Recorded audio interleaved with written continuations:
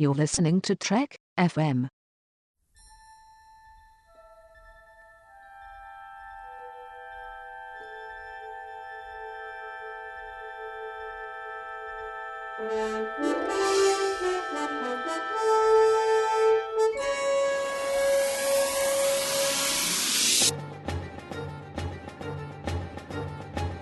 Hello and welcome to From There to Here, Trek FM's 50th anniversary rewatch of Star Trek, where we look at all 729 episodes from beginning to end. I'm Mike from Stage 9. And I'm Dan from Earl Grey. And we're here to talk about a couple of episodes, one Voyager and one Deep Space Nine, Learning Curve and Shakaar. So let's get started with Learning Curve, which is the sort of default Voyager finale, in which Tuvok is given the task of sort of whipping some Maquis people into shape and getting them into the Starfleet working order or what have you, and hijinks ensue, and there's cheese. There's a lot of cheese, yeah, absolutely. I mean, there's cheese, and then there's also on top of that cheese as well. So, yes, lots of cheese. So, what did you think about Learning Curve? in a little bit of a ways, my absolute favorite episode of all of Star Trek is Lower Decks, and this kind of, in a little bit of a way, feels like maybe a poor man's version of Lower Decks. I kind of like this episode. I'm endeared to it. I see what they were going for, and it's not amazing, but I like it. And an often cited criticism of Voyager is kind of how they dropped the ball on the Maquis stuff, and how all of these crews just integrated seamlessly with no problem. Well, here's an episode that has that exact premise. Basically, it's just that these two groups of people are incompatible, and so it's cool that they addressed it a little bit, and obviously maybe not the best, but I like this idea that Tuvok is stuck with these people and he's kind of got to whip them into shape. Yeah, I definitely think it's like the lower decks of Voyager, and you're right about the Maquis thing. I mean, I think this is like one of the last times that they deal with the Maquis, which is unfortunate, but I think they did a pretty good job of that here, kind of like showing the differences and how they're trying to work together and all that stuff. And it is great to see sort of, the other side, not the command crew and all that stuff.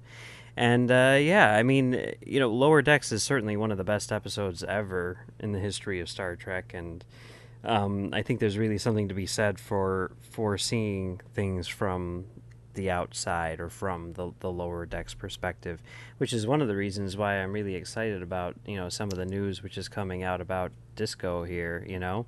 I mean, is this going to be Lower Decks the series? Let's hope so. I hope so. That's a really really awesome idea. I'm really hoping that's what we're going to see. So yeah, but I do like this episode quite a bit, and like people give it a hard time because of the whole cheese thing. Get the cheese to sick bay. But, like, I totally think it was obviously done for humorous effect, and I think that it was done really well. I thought it was really funny, and intentionally so. I think a lot of people think that it's not supposed to be funny, it just is. I totally think it was supposed to be funny. Oh yeah. I think maybe the backlash is like, maybe they were trying too hard to be funny, and that's what's happening here. But I don't even think that's the case. I think it is. It's clever and amusing, and it's just a fun way to kind of have a serious but not so serious issue crop up, because it's technically the B plot in this episode anyway, so it's really not that important. Yeah. What did you think about this as the finale to Voyager? Yeah. Even though it wasn't supposed to be, right? I mean, it's not really a finale in any way of a season, but at least as we've kind of come to expect up to this point, from TNG season 3-ish on, and then from all the Deep Space Nine season finales we've had up to this point, where at least there's something that happens that's important. This is literally just another episode. There's no sense of closure or anything, or even looking forward into the future that happens here. So as the season finale, I would say, I guess it fails. But I think that's more of a result of circumstances than anything else. Yeah, I remember it was like really weird because like back then when they would do their like next week on Star Trek Voyager, if it was the season finale, it would say it all over there. And that's like the only way that you knew that you were watching the last episode of the season. So like they didn't do that for this one. And, without any internet or anything like that, you're relying on the TV guide. You don't know when they're going to air more episodes. So, the next week is a rerun and you're like, okay. So eventually, I can do math. This is episode 16. There's 4 more left. When are we going to get to these other ones? And they just never showed up. And I remember being at a convention that summer, and someone was like, "What happened to the season finale of Voyager?" And the guy, I think it was Richard Arnold, said there was no finale this year. It just had a last episode. And it's like, well, that is what you're okay, fine, whatever. But regardless of that, it would have been nice to inform people that they can stop watching for the summer, So that was disappointing, but yeah, what can you do? We've been pretty positive about this episode so far, and I am by no means attempting to bring it down, but this is also the episode that introduces the Janeway hollow adventure, quote unquote adventure of whatever, being a nanny, I guess, right? Being a governess. A governess. That's right. I'm sorry, I couldn't remember the term, which is terribly boring here, and I hate it every time it shows up. I don't understand it at all. Yeah, they spend a long time with her on that holodeck at the beginning here, and it's like, okay, guys, what can you do? But I will say there is one thing about this episode which I find to be very, very positive and awesome and maybe one of the best things in all of Star Trek, and that's the fact that when they're doing their little Tuvok boot camp thing, and they're running around in their little special uniforms, the shoes that they're wearing are Air Jordan 10s. So are they really? Yeah, I had no idea.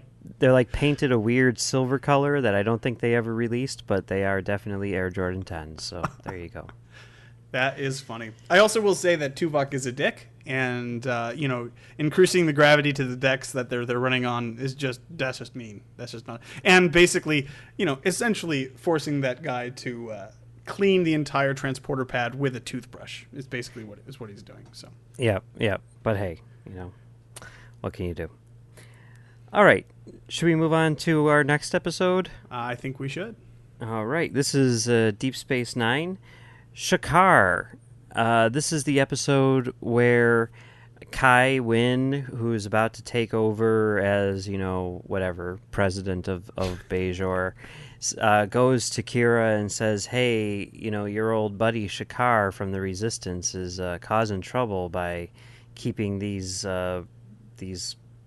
farm tools, which he's not supposed to keep. So can you go and get him to give those back to us? And she's like, okay. And she goes there, and hijinks ensue. So what did you think about Shakaar? Oh, Shakaar. Well, here's the thing, right?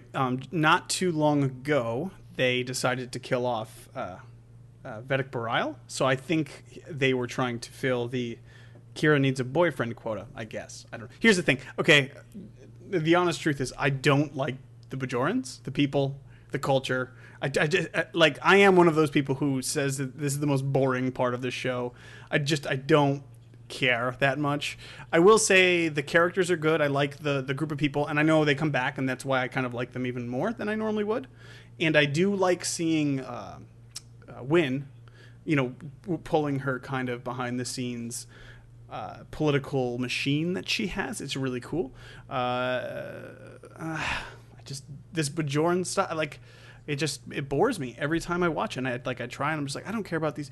Who cares? It's just it's like a tractor. Why can't they just go take their tractor? And they got all upset because she went to go take the government's tractor back. And I'm like, no, that's what would happen in any real life scenario. Nobody would riot about the fact that she took the tractor back. Anyways, it's actually not a bad episode. It's hard it was difficult for me to kind of stay focused on this episode. That's fair enough. I mean, I'm not as into the Bajoran storyline as I am the, Dominion storyline by any stretch of the imagination.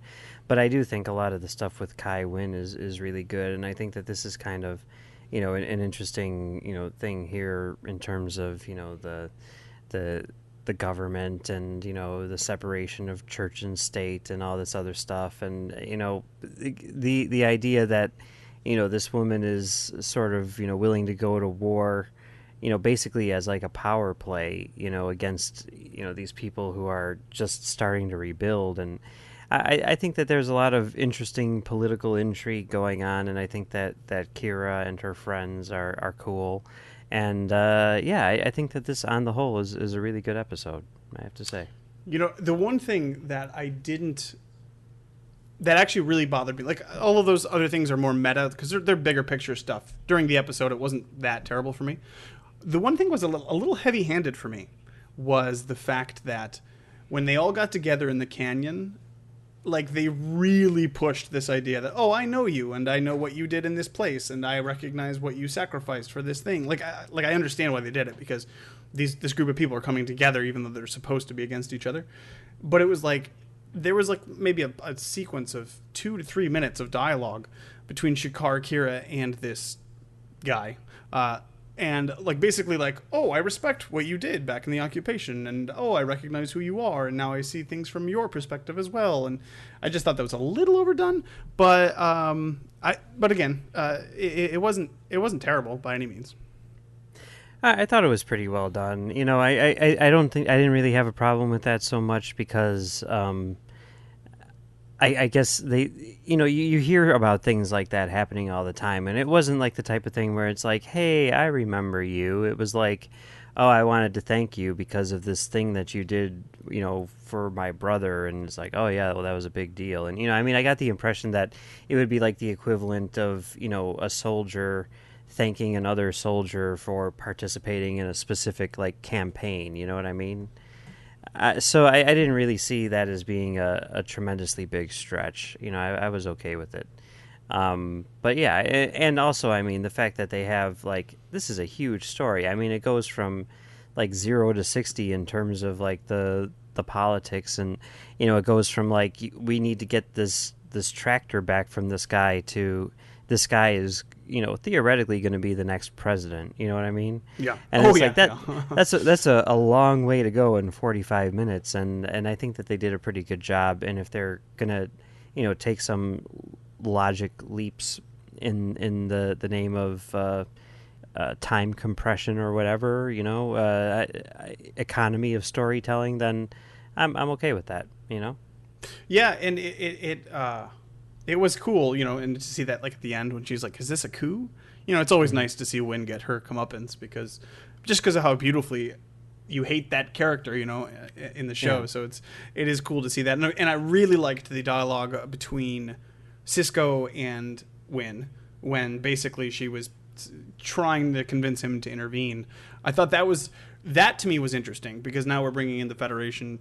She's pleading for him to intervene, and then you have the whole emissary angle of it. And there's just so much. It's very dense, and there's a lot going on there.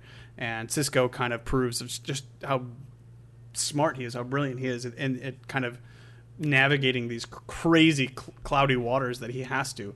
And I really, really like that scene a lot. That's probably my favorite part of the episode. Yeah. I like the episode a lot on the whole, I have to say. A lot of these episodes, it's weird. Like with Next Gen, for example, I can, look at like basically any title and be like, oh, it's that episode. Oh, it's that episode. Yeah, that's great. But, now that we're getting into Deep Space Nine, you see a title and I'm like, I don't remember what specifically happens in that episode because it is so tied into each other and it's like different sides of like the same issue a lot of the time.